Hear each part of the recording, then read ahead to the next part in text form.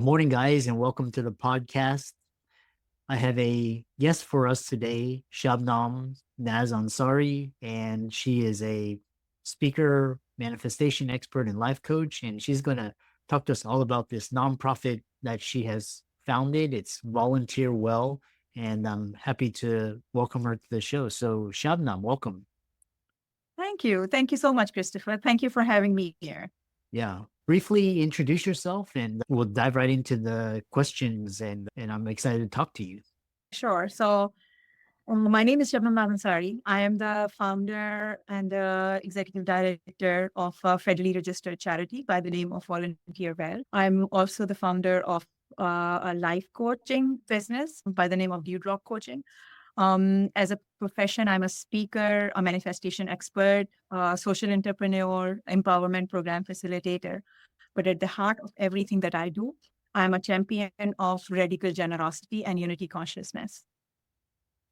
Interesting. And one thing that's really stood out to me is this idea of manifestation experts, and just open it up. The discussion is this manifestation expert, what it is, and we'll dive right into the questions that arise from it. So in terms of being a manifestation expert, through my lived experience, I have learned that life that we are living in is so simple. It's simple in every possible way. And it boils down to the concept of unity consciousness and harnessing the power of our subconscious mind. And this is strongly supported by quantum physics. So if you look at the basic science of quantum physics, it is based on three basic rules. The first rule is that everything is energy at its very basic root. So quantum is nothing but energy. E is equal to mc squared is Einstein. I hope, because you are a doctor by profession, you would understand quantum physics better than I can explain it, right?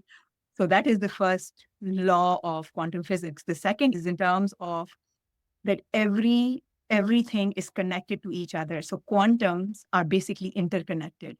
And from that particular aspect, I am connected to you and you are connected to everyone else and everything else, not just in the planet Earth, but everything else in the universe. That is the second law. The third law of quantum physics is that when the scientists were observing the quantums, just by the act of observation changes their behavior. So we can change our lives by changing our thoughts. Whatever we observe can be changed. And that is the root of the manifestation that I teach during my coaching or my speaker session. And I connect everything to the concept of unity consciousness, the concept of the higher intelligence. Yeah, interesting. So with this law of manifestation, what are the key mindsets? Because I know you talked about the rules and the laws. Like, how does this look in real life? Like, what mindsets allow me to manifest my desires and my hopes and my dreams? Yes. So whenever people want to have their wishes fulfilled, or whenever people are looking for their desires in order to manifest their desires, they're looking for things that are external to them, that are in the environment. Whereas we need to realize that whatever is our reality is a manifestation of our thoughts and our behaviors and our patterns. And whatever our thoughts are, they get fixed by the age of 30, 35. So by the year 30, 35, by the time that you're 30, 35 years old, your thoughts, your behaviors, your patterns are completely fixed because everything is circular in nature. Your thoughts are responsible for your actions and your behaviors, and then they circle back to your belief system. And then it is a continuous cycle of those thoughts reflecting into your actions and behaviors and approaches and your beliefs. And that is what is creating your current reality. If we want the future reality to be different than what we are, we have to do the inner work. We have to focus on the quantums. We have to focus on the thoughts. And it, so something that has been fixed over last 30, 35 years, it's not easy to retransform it. So when you look at the concept of transformation, right, it is something that people just use it. But in terms of the very basic root of the word, transform means beyond the form. it means that whatever you're seeing as the face of it, it's just illusion. You have to dig deeper. You have to go deeper. You have to work on your thoughts. You have to transform your thoughts. And it takes at least minimum of 6 to 8 weeks of internal work, of retransformation in order to create that future reality. Interesting. And so when you talk about work, what type of work is it? Is it meditation? I know you talked about energetic work, which is interesting as well.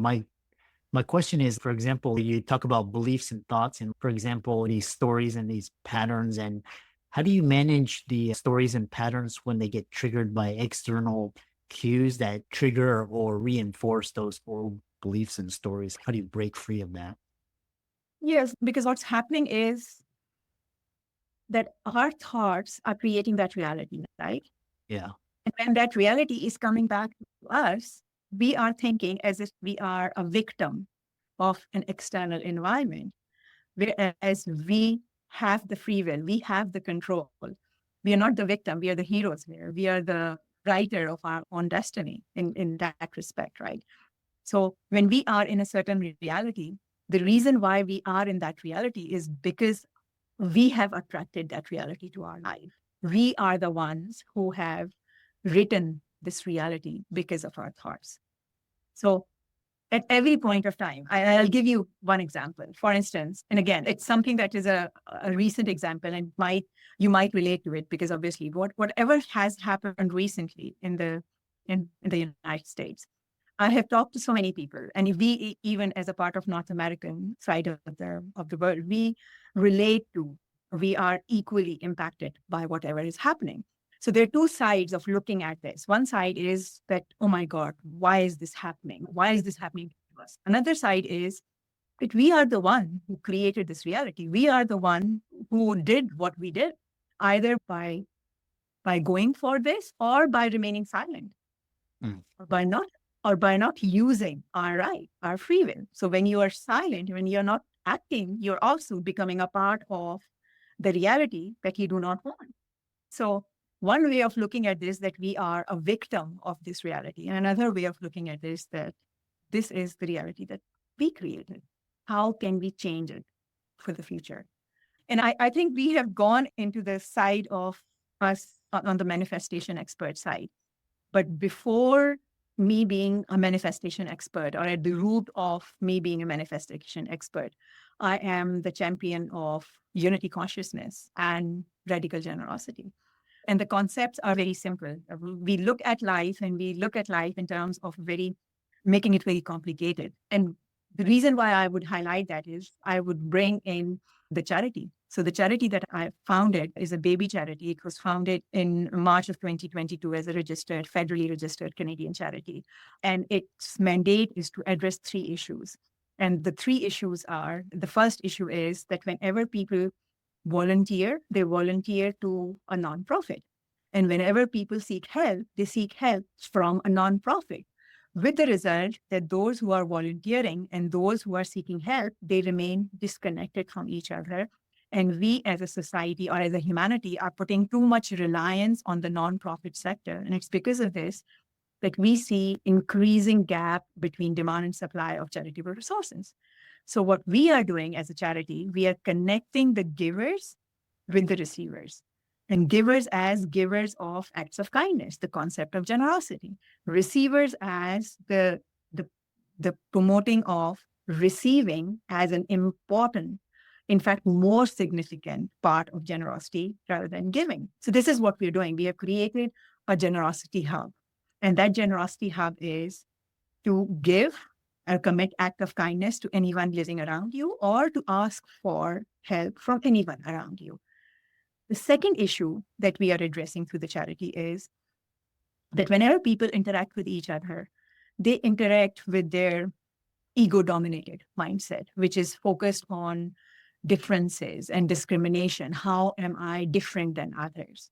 Whereas our mandate is to unite humanity based on our shared values of love, compassion, care, and justice for everyone. Because at the heart of everything, we are the same. We are one. We came from the same source. We're going to the same source. We are connected.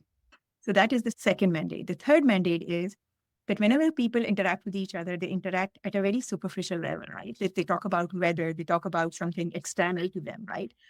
Whereas we believe that the only possibility of us as humanity entering into deeper, meaningful relationship is when we either commit acts of kindness or we ask for help from each other. And that's all what we are doing. So we are shattering discrimination in all its forms by running empowerment programs for the marginalized segment. So at the heart of everything is these two concepts, generosity and unity consciousness. Hmm, interesting.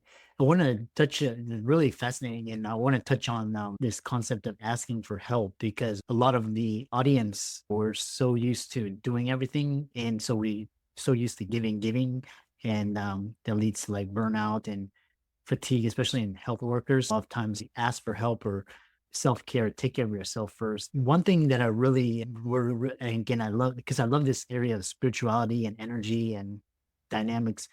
What it sounded like was these ideas of action trigger acts of karma. So how do your action and non-action triggers karma, which is like you get 10x. Usually it's like 10x what you put out. So if you put out really good stuff, you'll get 10x return. If you put out bad stuff or you do bad stuff, it comes back to you 10 plus fold. But how do you, because you talk about free will, but sometimes there's the universe and there's destiny. And how do you determine whether this law of manifestation is an act of karma or an act of dharma? Sometimes you can't manifest it. Is it because of like the divine universe, or is it the timing, or is it just action? Talk about how you can determine that. Yes, and it's so lovely. It's so beautiful the way you have connected both the concepts together in your question. And that's so beautiful. So I'll talk about the generosity piece first, and then I'll connect it to the act of manifestation of your deepest desire and how we can do that. Yeah. So the at the very heart of the generosity is the universal law of circulation. So everything in the universe is always in circulation, right? Be it in terms of the death of the leaves during the winters and then them coming alive. Everything is in circulation.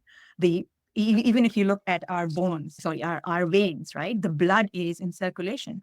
And it's because of the circulation of blood that the nutrients and the oxygen is delivered to each and every cell of your body. So circulation of blood is the key in every possible way, right? What happens when there's a blood clot? When there's a blood clot, it is not only dangerous, it can be life-threatening to the body, right?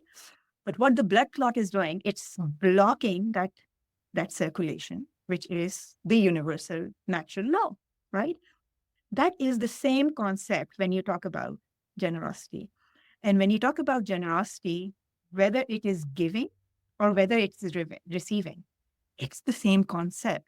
What you're doing by giving or asking for help, you are clearing the blood clot. If you are withholding anything or holding anything or giving with judgments or with ego mindsets or with as a trade, looking for recognition, or if you're not asking for help because of the societal constructs, the norms of the society, because somehow the norms of the society have connected generosity with giving only and asking for help as shame and hesitation. And that is especially troublesome for high achievers or for caregivers because somehow it's not just it's problem for men because somehow asking for help is attached with weakness. And it's problematic for females because they are caregivers or even in the caregiving industries. They cannot, since they are caregivers, they cannot ask for help. Since they are high achievers, they cannot ask for help because as per societal norms, if they ask for help, they'll be considered weak or dependent or there's a shame and hesitation. Whereas from the perspective of the universe, it does not differentiate. Whether you're asking for help or whether you're giving your help, both are acts of generosity. Both are basically meant to clear the blood clot so that there is a free flowing circulation of resources and support in the universe.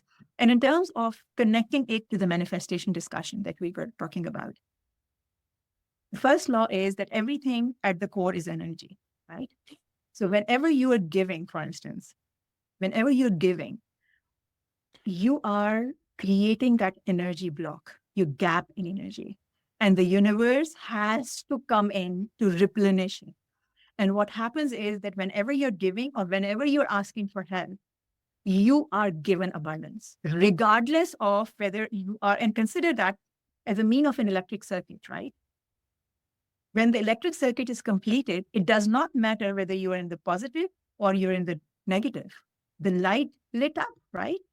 So the abundance is given to each and every aspect, whether you are in the giving end or whether you are receiving end. And it's because of this that generosity is such a crucial part of ourselves to connect with our higher intelligence. So if we want to live in the world of abundance, of limitless possibilities, of collaborations, of meaningful connection, we have to clear the channel. And the clear the channel is where generosity comes in. Yeah. Fascinating Make because sense? yeah, it makes sense. And when I listen to your words, it really because I listen to a lot. I study Deepak Chopra a lot, and what's interesting is he's a medical doctor as well, and he was describing this instance where it was his fellowship and his director was just a big jerk, and he basically Deepak he put his foot down. And he's I'm not going to tolerate this, and he's gone on to do even greater things as a spiritual teacher than as a medical doctor. So this my question the another question is, for example, when we talk about unity consciousness, and I use America as the example, is because we're just so divided, and there's just so much polarization and just so much hatred, and just and a lot of it's because of just the government and the media. But what so for example, when you talk about not being a victim, but for example, when you grew up in oppressive regimes, or you grew up in countries where women are oppressed, or even, for example, Hitler or just Germany during the World War II, like you cannot change those. So how do you avoid becoming a victim when like your circumstances are just so against you? Like you obviously you can't fight the government. So how do you deal with that? So again, you're so amazing in terms of constructing a question which has so many questions in itself. And it's so beautiful. So I'll talk about the concept of the humanity being divided first. Yeah. And then I'll come back to the question of that if you have had a lived experience of being in any of the marginalized segment, how can you construct or how can you manifest your desires when you have come from background, right? Yeah. So these are two questions that you asked. So the first question, in terms of the humanity being divided, the reason why humanity is divided is because we as human are approach everything through our ego construct, right? And ego is a human construct, right? It's not a divine construct.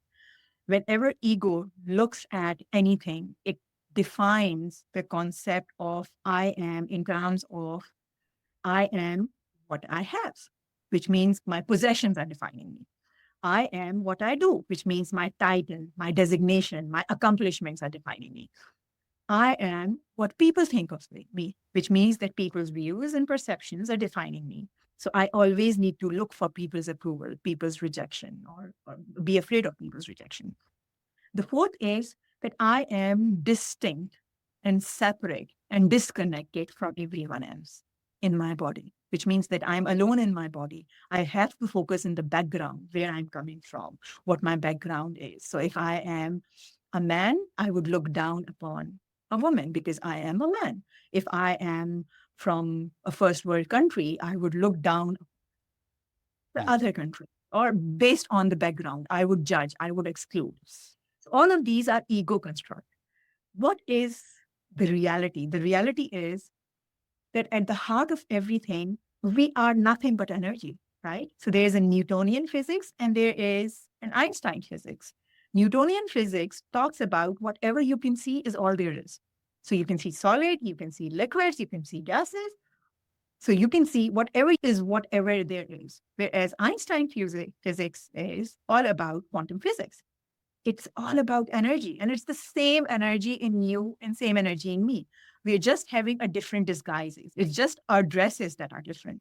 But the root of everything is the same. Mm. So the best way of us as humanity to, to be connected and to be united is to focus on what is same among us. It's the shared values of love, care, compassion, and justice, and to understand that if you are successful, I am successful. If we are successful in our individual capacity, that is only possible when we are successful as a humanity in a collective manner, because everything is connected. Your success is connected to mine. So at any point of time, I would not be involved in a rat race. I would not compete. I would not go into judgments but I would go into and live in a world where it is limitless possibilities for everyone. There's so much for everyone and more. There's no scarcity of mindset there. So that is the concept of why humanity is divided. The other question was how we can. I'm sorry, what was the other question? Basically, for example, if you look at, for example, in countries with oppressive regimes, or just especially like here in America, like during the era of segregation or slavery, or like in Yes. Germany, you obviously have to, you can't fight Yes. government. So Exactly. So I was listening to, and in one of his speeches, he was describing the situation of a person looking down from a boat, right? And you're looking at you're standing on the boat at the backside, and you're looking at the waves and the thrust of the water that's going on the backside. Whereas the boat is being driven in the opposite direction, right? So whatever the person is looking at, that is the past, right? Is the past driving the boat? No, it's the engine, right? It's the present moment engine. The past is not driving the boat. The wake is not driving the boat. It's the engine, the present movement energy that is driving the boat in whatever direction, right? And I'll highlight that from my own personal example, right? My own personal example is a story of, I'll take you back 25 years. So 25 years back, I was senior vice president, second largest bank in my home country, really up there in my career progression. One of only 4 women in a room full of over 30 men as senior executives at that point of time. And from the outside of the world, I was really successful female executive, happily married with 3 children, 2 girls and a boy, strongly connected to them. But that was on the outside of it. On the backside of it, I was going through a 13-year-long abusive marriage. I entered into the judicial system in order to seek divorce, and that was a 3-year-long legal battle. So I was alone. I was devastated. When he applied for the custody of the children after I got the divorce, I didn't have any strength left in me to fight another court case battle. I went to the court and I handed over the custody of my children with my own hands. And I entered into complete dark and utter darkness of breakdown. I left the country as a rebel, and rebel in all its forms, rebel against the system, rebel against the norms, the traditions, the religion, the fellow countrymen and women. And that rebelliousness continued for 5 years. I was in the utter darkness in terms of rebelliousness, that height of hatred and animosity against everything and everyone related to that particular country. And then one fine day, I started reading my holy book. And that's when I realized, and that was when I started in an upward journey of enlightenment. I used to research and study like crazy, Christopher. I used to complete 3 books in 1 week. I was I entered into that research and study phase. And what I realized was that what everyone is following, not just my country, what everyone in the world is following is just hearsay. This is not what the divine is saying. Divine is saying only 2 things.